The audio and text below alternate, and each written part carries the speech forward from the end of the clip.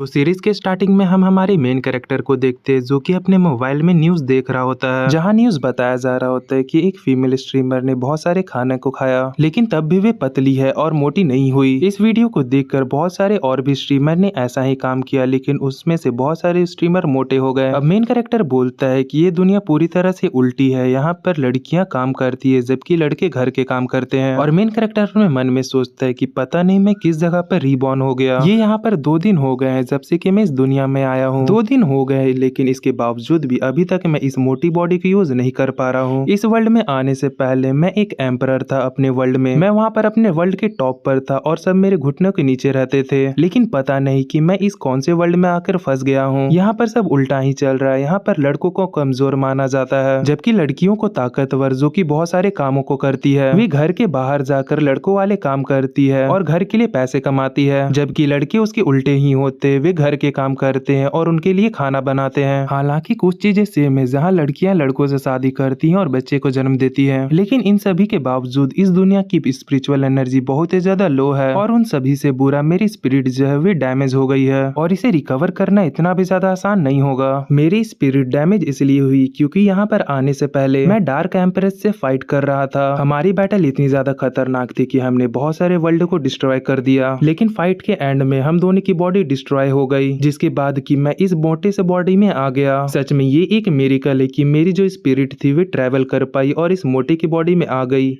जहाँ तक मुझे इसकी मेमोरी मिली है तो इसका नाम लीमो है, जो कि एक ऑर्डिनरी सा रिच बंदा है और अभी हाई स्कूल में है। मुझे ये नहीं पता, लेकिन हो सकता है कि डीमंस एम्प्रेस भी किसी की बॉडी में आ गई हो, पर मैं अभी कुछ भी नहीं कर सकता। सबसे पहले मुझे अपनी स्ट्रेंथ को रिकवर करना होगा। अब जब तक कि मेरी स्ट्रेंथ रिकवर नहीं हो जाती तब तक मुझे इसी आइडेंटिटी पे जीना होगा। लगता है कि मुझ जैसे एम्परर को भी अब स्कूल जाना होगा। अब ये रूम से बाहर आ जाता है और चारों तरफ देखते हुए कहता है कि इस बंदे की हालत उतनी भी ज्यादा बुरी नहीं है, ये घर उतना भी ज्यादा छोटा नहीं है। पर इस बात को मैं लकी बोलूं या अनलकी, पहले मैं जिस जगह पर रहता था ये घर वहाँ के फिश पॉन्ड से भी ज्यादा छोटा है। मेरा फिश पॉन्ड इस घर से ज्यादा बड़ा था। और ये लिनमो के पास्ट के बारे में बताता है कि इसके जो पेरेंट्स थे वे एक एक्सीडेंट में मारे गए, जिसके बाद इसकी ग्रैंडमा ने इसका ध्यान रखा, लेकिन अभी वे भी बीमार है। अब क्योंकि ये अकेला हो गया था, जिससे कि इसकी आंट आकर यहाँ पर रहने लगी। इसकी आंट इसका यहाँ पर ध्यान रखने के लिए आ गई, लेकिन वे बिल्कुल भी अच्छी नहीं है। वे आते ही यहाँ पर इसके सारे प्रॉपर्टी को अपने नाम पर कर ली जब तक कि इसे पता चला। और साथ ही में इस बॉडी का जो ओरिजिनल ओनर था वे बहुत ही ज्यादा कमजोर था, उसके पास किसी का भी सपोर्ट नहीं था, इसीलिए उसने चुपचाप इन सारे चेंजेस को एक्सेप्ट कर लिया। ये सब सोचते हुए ये डिनर टेबल के पास आ जाता है और ये अपने सामने देखता है जहाँ पर इसकी आंट की फैमिली खाना खा रही होती है। अब ये भी वहाँ पर जाता है। अब हमें इनके आंट की फैमिली के बारे में बताया जाता है कि उनके पति का नाम युंगजुन है और ये जो बंदा बत्तीसी दिखाकर खाना खा रहा है ये आंट का भाई है जिसका नाम लिनजुआन है। अब हम इसके आंट को देखते हैं जिसका नाम लिनली होता है। ये बोलती है, लिनबो तुम एकदम सही वक्त पर आए हो। मैंने तुम्हारे स्कूल के बारे में सुना है कि ही यानवी ने तुम्हें डंप कर दिया क्योंकि तुम बहुत ही ज्यादा मोटे हो और उसने तुम्हारा मजाक भी उड़ाया, लेकिन वे सही है। अब मैं यान हुई के बारे में बता दूं, वे इसकी पियोन्सी है और इन दोनों की शादी बचपन में ही तय कर दी गई थी। अब लिनमो बताता है कि जो इसकी ग्रैंड मदर थी उसने ही इन दोनों की शादी तय की थी और जिस लड़की के साथ इसकी शादी तय की गई थी उसका नाम ही यानी हुई था। लेकिन उस लड़की ने जैसे ही इस लड़के को पहले बार देखा था तो वे लड़की इसे देखते ही डर गई थी और उसने इस बॉडी के ओरिजिनल ओनर का मजाक भी उड़ाया और कहा कि वे इस जैसे मोटे आदमी से शादी कैसे कर सकती है। उसकी ऐसी कड़वी बातें सुनने के बाद इस बॉडी का जो ओरिजिनल ओनर था वे बहुत ही ज्यादा सदमे में चला गया था। उसका दिल पूरी तरह से टूट गया था और वे जब सड़क पार कर रहा था तो उसका ध्यान नहीं था और उसे एक ट्रक ने उड़ा दिया और जिसकी वजह से ये मारा गया। और जैसे ही इस बंदे का एक्सीडेंट हुआ इस बंदे की आंट ने इन दोनों की शादी को टर्मिनेट करवा दिया। उसने इन दोनों की शादी को तोड़ दिया। ये अपने मन में बोलता है कि ठीक हुआ कि ये मैरिज खत्म हो गई, क्योंकि मुझ जैसा बंदा जो कि एक वर्ल्ड का एम्परर है वे ऐसे ही कैसे किसी भी लड़की से शादी कर सकता है। तभी जो इसकी आंट होती हुए बोलती कि लिनमो क्या तुम्हें कुछ सुनाई भी दे रहा है, मैं कितनी देर से तुम्हें यहाँ पर बोल रही हूँ। लिनमो इसकी बातें सुनकर बहुत ही ज्यादा गुस्से में आ जाता है और बोलता है कि उस लड़की से आखिर किसे ही फर्क पड़ता है, आइंदा उस लड़की का मेरे सामने नाम मत लेना। ये बात सुनकर इसकी जो आंट होती हुई बहुत ही ज्यादा शॉक्ड हो जाती है और हम देखते हैं कि लिनमो के अंदर से बहुत ही खतरनाक ऑरा निकल रहा होता है। अब लिनमो भी जाकर खाने के टेबल पर बैठ जाता है और ये ये इस खाने को देखकर कहता है, मुझे इस खाने को देखकर खाने की इच्छा नहीं हो रही है, क्योंकि जब से मैं इस दुनिया में आया हूँ मैं डाइट पर हूँ, लेकिन मैं इस बॉडी को भूखा भी तो नहीं ना मार सकता, तो इसीलिए मुझे खाना खाना ही पड़ेगा। और ये खाना स्टार्ट कर देता है और ये खाना खाने के बाद बोलता है कि सच में ये उतना भी ज्यादा बुरा नहीं है। तभी इसका कजन कहता है कि लिन, अगर मैं तुम्हारी जगह होता तो इतनी बेइज्जती के बाद अब्रॉड में जाकर पढ़ता। तुम्हें इतनी बड़ी रिजेक्शन मिली है लेकिन उसके बाद भी तुम यहीं पर जाकर पढ़ना चाहते हो। सच में मैंने तुम जैसा बेशरम बंदा आज तक नहीं देखा। लिन अपने मन में सोचता है कि सच में चीटी चीटी ही रहती है, आखिर मुझ जैसा एक एम्परर इस जैसे चीटी से क्यों ही बात करे। मैं अपने वर्ल्ड में 10,000 साल तक एक एम्परर रहा था, पर शायद मुझे अभी बात करना पड़ेगा ताकि मैं इस बॉडी से अलग ना चला जाऊं। मुझे इस बॉडी के रोल को निभाना पड़ेगा। तभी ये बोलता है कि नहीं, मैं कहीं नहीं जाने वाला, अभी की स्कूल लाइफ से मैं खुश हूँ। इसका कजन कहता है कि इससे कोई फर्क नहीं पड़ता है कि तुम कहाँ पढ़ते हो जब तक कि तुम्हारे अच्छे मार्क्स आते हैं। लिनमो अपने मन में सोचता है कि मुझे तुमसे बात करके अपनी टाइम को वेस्ट करने की कोई जरूरत नहीं है। अब हम लोग 1 घंटे बाद देखते हैं जहाँ एक लग्जरियस सी कार आके रुकती है। तभी ड्राइवर कहता है कि यंग मास्टर, हम स्कूल आ चुके हैं तो अब आप दोनों जा सकते हैं। तभी लिनमो का जो कजन होता है वे कहता है कि लिनमो, तुम मेरे साथ कार से बाहर मत निकलना। इस बात को सुनने के बाद लिनमो इसे घूरने लगता है। इसे ऐसा घूरता देखकर इसके कजन की फट जाती है। ये पूरा डरने लगता है, जिसके बाद ये यहाँ से चुपचाप गुस्सा होते हुए चला जाता है। अब इसके बाद लिनमो भी कार से बाहर निकलता है और वे खड़ा होकर स्कूल को देखता है। ये स्कूल को देखते हुए कहता है कि सच में इस वर्ल्ड का आर्किटेक्चर काफी ज्यादा अच्छा है, पर वही जो इस वर्ल्ड के लड़के लोग हैं वे बहुत ही ज्यादा वीक हैं और बिल्कुल एक लड़कियों की तरह रहते हैं। सच में इस वर्ल्ड के जो लड़के हैं वे बहुत ही ज्यादा अजीब है, जबकि जो लड़कियां हैं वे कुछ ठीक है। लिनमो यहाँ से जा ही रहा होता है कि तभी 2 लड़कियां बोलती है कि उस लड़की के पैर तो देखो, उसके पैर तो बहुत ही ज्यादा अच्छे हैं। इस बात को सुनने के बाद लिनमो का तो होश ही उड़ जाता है और बोलता है कि आखिरकार ये क्या बातें कर रही हैं। तभी यहाँ पर दूसरी लड़की आती है और कहती है कि इसे इस तरह से इतना ज्यादा मत घूरो। अब इन दोनों की बातें सुनकर लिनमो को बहुत ही ज्यादा अजीब लगता है और बोलता है कि कितना बकवास चीज हो रहा है मेरे सामने, मुझे यहाँ पर बहुत ही ज्यादा अजीब लग रहा है। सच में ये वर्ल्ड बहुत ही ज्यादा खतरनाक है, आखिरकार मैं अपनी लाइफ यहाँ पर कैसे गुजारूंगा। खैर छोड़ो, मुझे बस इस बात पे ध्यान देना चाहिए जो ड्यूमन किन है कहीं वे भी इस वर्ल्ड में तो नहीं ना आ गई है, और मुझे जल्द से जल्द अपने आप को पावरफुल बनाना पड़ेगा पहले के जैसा, इससे पहले कि उस ड्यूमन की उनकी पावर रिकवर हो जाए और वे मुझे ढूंढते हुए यहाँ पर आ जाए। अब लिनमो चलते हुए अपने क्लासरूम के बाहर आ जाता है। अब जैसे ही ये अपने क्लासरूम में जाता है सभी लोग चिल्लाते हुए कहते हैं कि देखो लिनमो यहाँ पर वापस आ चुका है। ये सभी इस पर हंसने लगते हैं और कहते हैं कि यानी हुई, देखो तुम्हारा बॉयफ्रेंड आ चुका है। अब हम लोग यानी हुई को देखते हैं जो कि सेंटर में बैठी हुई होती है और इसके बगल में इसकी दोस्त बैठी हुई है। तभी यानी हुई की एक दोस्त कहती है कि लिनमो, क्या सच में तुमने यानी हुई को प्रपोज किया था? और हम यानी हुई को भी देखते हैं जो कि बैन को देखकर एक बहुत ही ज्यादा अजीब सा शक्ल बनाती है। इन सब को देखकर लिनमो अपने मन में सोचता है कि मुझे विश्वास नहीं हो रहा है कि मॉडल कितने ज्यादा बोरिंग हो सकते हैं। ये इन तीनों की बातों को इग्नोर कर अपने सीट की ओर बढ़ने लगता है। अब लिनमो का इस तरह का एटीट्यूड देखकर यानी हुई बहुत ही ज्यादा हैरान होती है। अब लिनमो अपनी सीट पर जाकर बैठ जाता है और ये सोचने लगता है कि आखिर ये किस तरह अपनी पावर को वापस पा सकता है। और ये अपने मन में बोलता है कि बिना किसी स्पिरिचुअल एनर्जी और नेचुरल ट्रेजर के इस बॉडी को रिफाइन करना बहुत ही ज्यादा हार्ड होगा। तभी इसके कंधे पर एक लड़की हाथ रखती है और कहती है कि तुम अभी भी मेरे बात पर विश्वास नहीं करोगे। मैंने तुम्हें पहले ही कह दिया था कि यानी हुई कभी भी तुम्हें पसंद नहीं करेगी। तुम्हें रियलिटी को समझना चाहिए और मुझे पता है कि तुम मेरी बातों पर विश्वास नहीं करोगे, लेकिन अगर तुम मेरी बातों को मानते हो और मेरी एडवाइस को सुनते हो तो तुम्हारा लाइफ फ्यूचर में अच्छा हो सकता है। तुम ऐसे सबसे ह्यूमिलेट होने से बच सकते हो। अब लिनमो इस लड़की के बारे में बताता है कि जहाँ तक मुझे मेमोरी मिली है सिर्फ ये लड़की ही ऐसी थी जो कि पूरे क्लास में इससे अच्छे से पेश आती थी और कभी कभी इसका साथ दे दिया करती थी, और इस लड़की का नाम युंगसू है। युंगसू कहती है कि तुम्हें समझना चाहिए कि क्लास 2 में तुम्हें कोई भी पसंद नहीं करता है, लेकिन जो लिनमो होता है ये इसकी बातों पर ध्यान नहीं दे रहा होता है। लिनमो को ऐसे शांत देखकर ये सोचती है कि कहीं इसने कुछ ज्यादा तो नहीं ना कह दिया। फिर अचानक से इसे बताने लगती है कि अभी भी तुम यानी हुई को पटा सकते हो, बस तुम्हें अपना वेट को कम करना पड़ेगा। अगर तुम अपने वेट को कम कर लेते हो और अच्छे अच्छे कपड़े पहनते हो तो शायद से चांस है कि यानी ही तुमसे पट जाए। तभी इन सभी बातों को सुनकर लिनमो परेशान हो जाता है और इसे शांत रहने को कहता है। ये इससे कहता है कि अगर कोई इंपॉर्टेंट बात नहीं है तो शांति से रहो, मेरे सामने बकवास मत करो, और मुझे पता है कि तुम्हें मुझसे कुछ चाहिए इसीलिए तुम ऐसे फालतू से बकवास कर रही हो। इस बात को सुनकर सॉन्ग सरप्राइज हो जाती है और बोलती है कि आखिरकार तुम्हें कैसे पता चला? लिनमो कहता है कि मुझे पता है कि तुम उस तरह की लड़की नहीं हो जो कि फालतू में किसी से बात करे। तभी सॉन्ग कहती है कि हाँ मुझे तुमसे एक फेवर चाहिए, लेकिन तभी लिनमो इसकी बातें सुने बिना ही मना कर देता है। तभी सॉन्ग कहते हैं कम से कम मेरी बातें तो सुन लो, मैं बस इतना चाहती हूँ कि तुम मेरे साथ एक गेम खेल लो, इसमें ज्यादा देर नहीं लगेगा। अगर तुम मेरे साथ एक गेम खेल लेते हो तो एक दिन मैं तुम्हें यहाँ के सबसे ब्यूटीफुल वुमेन से इंट्रोड्यूस करवाऊंगी जो कि यान्वी से भी बहुत ही ज्यादा सुंदर है। और मैं तुम्हें एक बात बता दूं कि अगर तुम ऐसे ही अकेले रहोगे तो कभी भी तुम्हारा कोई फ्रेंड नहीं बनेगा और तुम इसी तरह अकेले रह जाओगे। और ये कहते हैं कि हम लोग जल्द ही टूर के लिए वूजी माउंटेन में जाने वाले हैं, इसीलिए मैं सोच रही हूँ कि क्यों ना तुम्हें भी वहाँ पर लेकर जाऊँ। तुम्हें नहीं पता है कि वे माउंटेन कितना ज्यादा बड़ा है और अच्छा है, वहाँ पर एकदम ताजा हवा आती है। अगर तुम वहाँ पर नहीं जाओगे तो सच में तुम पछताओगे। अब लिनमो जैसे ही इस बात को सुनता है कि वे माउंटेन बहुत ही ज्यादा बड़ा है और ये हमें बताता है कि ऊंचे माउंटेन में ज्यादातर ये चांसेस होते हैं कि वहाँ की स्पिरिचुअल एनर्जी काफी ज्यादा डेंस हो। और जिस माउंटेन के बारे में ये बात कर रही है और जहाँ तक मुझे मेमोरी मिली है, वे जो वूजी माउंटेन है वे शायद आसपास के एरिया का सबसे बड़ा माउंटेन है। सच में अगर वे आसपास का सबसे बड़ा माउंटेन है तो ये मेरे लिए एक अच्छी अपॉर्चुनिटी हो सकती है कि मैं इस बॉडी का फैट कम कर सकूं और अपने ट्रेनिंग को कर सकूं। लिनमो कहता है ठीक है, मैं तुम्हारे साथ गेम खेलने के लिए तैयार हूँ और उस माउंटेन में भी जाने के लिए तैयार हूँ, पर मैं तुम्हें पहले ही बता दूं कि मैं गेम खेलने में बहुत ही ज्यादा बुरा हूँ। पर सॉन्ग इसी बात से खुश होती है कि लिनमो इसके साथ गेम खेलने के लिए आ रहा है। ये लिनमो को कहती है कि तुम्हें घबराने की कोई जरूरत नहीं है, हमारा मैच क्लास 3 के 3 इडियट के साथ है जो कि अपने आप को कुछ ज्यादा ही प्रो समझती है। अब इसके बाद सीन शिफ्ट होता है और हम स्कूल के बाद कंप्यूटर लैब को देखते हैं। यहाँ पर सॉन्ग बोल रही होती कि आज मैंने जानबूझ के क्लब इवेंट को पोस्टपोन कर दिया, जिसकी वजह से आज यहाँ पर हमें डिस्टर्ब करने के लिए कोई नहीं आएगा। तो इसका मतलब है कि हम यहाँ पर बिना रुके आराम से गेम खेल सकते हैं। अब ये दोनों जाकर पीसी पर बैठ जाते हैं, जहाँ पर सॉन्ग बताने लगते हैं कि आखिर गेम में कैसे लॉगिन करना है। अब इसके बताए गए पासवर्ड ये सबको डालकर लिनमो गेम में लॉगिन कर लेता है। अब ये गेम में लॉगिन करके जैसे ही अपने प्रोफाइल को देखता है, ये यहाँ पर बहुत ही ज्यादा शॉक्ड हो जाता है क्योंकि इसका गेम में नाम मोमो बेबी करके होता है। तभी सॉन्ग भी यहाँ पर गेम को लॉगिन करके इसके पास आ जाती है। ये यहाँ पर आते ही बोलने लगती है कि लिनमो, मैंने किंग ऑफ द किंगडम को फोन किया है और वे हमारी मदद करने के लिए एक छोटा सा पोर्टल खोलेगी और हम उसी प्रो प्लेयर के पीछे पीछे फाइट करेंगे। कि तभी यहाँ पर मेन कैरेक्टर को किसी की आवाज आती है और हम देखते हैं कि यहाँ पर एक लड़की भागते हुए आ रही होती है। ये यहाँ पर आते ही बोलती है कि सच में तुम गेम के अंदर एक आदमी को लाने में सक्सेसफुल हो गई। वैसे लिटिल ब्रदर आखिरकार तुम कहाँ से हो? तो इस पर लिनमो कहता है कि मैं इसका क्लासमेट हूँ। अब इस बात को सुनकर ये यहाँ पर एक प्यारी से शक्ल बनाती है और बोलती है कि ओ तुम उसके क्लासमेट हो। कि तभी पीछे से सॉन्ग बोलती है कि मैंने ट्रायो मैच स्टार्ट कर दिया है। अब इस बात को सुनती ये तेजी से यहाँ से जाते हुए कहती है कि तुम दोनों यहीं पर रुको और देखो कि मैं कितनी जल्दी जाकर अपोजिट साइड को डिस्ट्रॉय कर आती हूँ। अब कुछ देर बाद सॉन्ग भी यहाँ से जाने लगती है। ये यहाँ से जाते हुए बोलती है कि तो ठीक है, मैं अभी उसे देखने के लिए जा रही हूँ। अब इसके यहाँ से जाते ही लिनमो अपने मन में सोचने लगता है कि हमारे वर्ल्ड में सिर्फ लेजेंड ही इमॉर्टलिटी को प्राप्त कर सकते हैं, पर जो मैं ये अभी गेम खेल रहा हूँ ये मेरे कल्टीवेशन वर्ल्ड से बहुत ही ज्यादा सिमिलर लग रहा है। इसका डिजाइन बहुत ही ज्यादा सिमिलर है। ये यहाँ पर अपने मन में सोच रहा होता है कि मुझे यहाँ पर बहुत ही ज्यादा चिंता हो रही है कि कहीं इस वर्ल्ड में भी इमॉर्टल लोग तो नहीं ना है। सच में मैं यहाँ पर लापरवाह नहीं हो सकता। ये सब सोच ही रहा होता है कि तभी इसके सामने गेम में एक नोटिफिकेशन आता है कि कैट स्लेयर को फ्लाइंग फेदर ने मार दिया है। ये यहाँ पर गेम में बैठा हुआ था कि तभी अपने साइड में देखता है जहाँ पर कैट स्लेयर दोबारा से जिंदा हो जाती है। मतलब जो गेम खेलते उन्हें पता ही है कि यहाँ पर रिस्पॉन्स हो गई है वापस से। अब यहाँ से दोबारा जाते हुए कहती है कि पिछली बार तो मुझसे गलती से मिस्टेक हो गई, लेकिन तुम यहीं पे रुको, मैं अभी तुरंत ही उससे बदला लेकर आती हूँ। अब कुछ देर बाद फिर से यहाँ पर एक नोटिफिकेशन आता है कि कैट स्लेयर दोबारा से मर गई है, जिसके बाद ये फिर से यहाँ पर रिस्पॉन हो जाती है। ये यहाँ पर गुस्से में कहती है कि मैं इस बार उसे नहीं छोड़ूंगी। तभी सॉन्ग यहाँ इससे कहती है कि अपोजिट साइड में जरूर कोई एक मास्टर होगा, चलो मैं यहाँ पर तुम्हारी मदद कर देती हूँ। लेकिन अगले ही पल गेम में ये नोटिफिकेशन आता है कि ये दोनों ही वहाँ पर जाकर मारे गए हैं। अब सॉन्ग यहाँ पर इससे बहुत ही ज्यादा गुस्सा हो जाती है और ये यहाँ पर चिल्लाते हुए कहती है कि सिस्टर, तुम तो किंग ऑफ द स्लेयर थी ना, तो आखिरकार तुम 2 बार ऐसे कैसे मर सकती हो? यहाँ तक कि मैं तुम्हारे जोश को बढ़ाने के लिए एक सुंदर आदमी को भी यहाँ पर लेकर आ गई थी, तो आखिरकार तुम यहाँ पर बार बार ऐसे कैसे हार सकती हो? ये बोलती है कि जरूर जो सामने फ्लाइंग फेदर वाली बंदी है वे टॉप 100 किंग में से एक होगी। तभी ये लिनमो को देखते हुए कहते हैं कि लिनमो, फ्लाइंग फेदर तुम्हारे जस्ट पीछे है, जल्दी से तुम उससे बचो। लिनमो इसे बोलता है कि तुम चिंता मत करो। अब ये यहाँ पर गेम में भागते हुए कहता है कि हजारों साल से जो मैंने फाइट की है उसकी फाइटिंग स्पिरिट अभी भी मेरे अंदर है, तो आखिरकार ऐसा ही कोई ऐरा गहरा बंदा मुझे गेम में कैसे मार सकता है? अब इसके बाद हमें मेन कैरेक्टर की अपोजिट टीम को दिखाया जाता है जो कि एक इंटरनेट कैफे में बैठकर गेम खेल रहे होते हैं। हम अंदर देखते हैं जहाँ एक लड़की हंसते हुए कहती है कि यूडेंग, तुम सच में बहुत ही ज्यादा अमेजिंग हो, तुम तो वाकई में टॉप 100 किंग में रहना डिजर्व करती हो। तभी इनमें से एक और कहती है कि देखो वे बंदा भाग रहा है, जल्दी से उसे पकड़ो। इस पर यूडेंग कहती है कि तुम लोग चिंता मत करो, वे मुझसे बचकर नहीं जा पाएगा। अब इसके बाद हम गेम को देखते हैं जहाँ मेन कैरेक्टर भाग रहा होता है, ये उसके पीछे पड़ी हुई होती है। ये यहाँ पर भागते हुए कहता है कि वो तुम अभी भी मेरा पीछा कर रही हो। तभी अचानक से से रुक जाता और पीछे मुड़ते हुए अपने तलवार को कंट्रोल करने लगता है। ये यहाँ पर अपने तलवार को कंट्रोल करते हुए कहता है कि जब से मैं एम्परर बना हूँ ना ही मुझे कोई मार पाया और ना ही किसी ने मेरा पीछा किया है। अब यू डैंग मेन कैरेक्टर को अपनी तरफ अटैक करता देखकर तुरंत ही झाड़ी में छुप जाती है। अब ये देखकर मेन कैरेक्टर अपने मन में बोलता है कि सच में ये कितनी ज्यादा फास्ट है। ये यहाँ पर बोलता है कि इस गेम में अटैक लगना बहुत ही ज्यादा हार्ड है। तभी ये यहाँ पर अपनी पावर का इस्तेमाल करने लगता है। तभी हम यू डैंग को देखते हैं जो कि झाड़ियों के पीछे छुपी हुई होती है। ये मेन कैरेक्टर को देखते हुए कहती है कि देखो तो इस बंदे को देख के ऐसा लगता है कि ये बहुत ही बड़ा नुबड़ा है। मैं यहाँ पर छुपी हुई हूँ लेकिन इस बंदे को यहाँ पर कोई भी आइडिया नहीं है।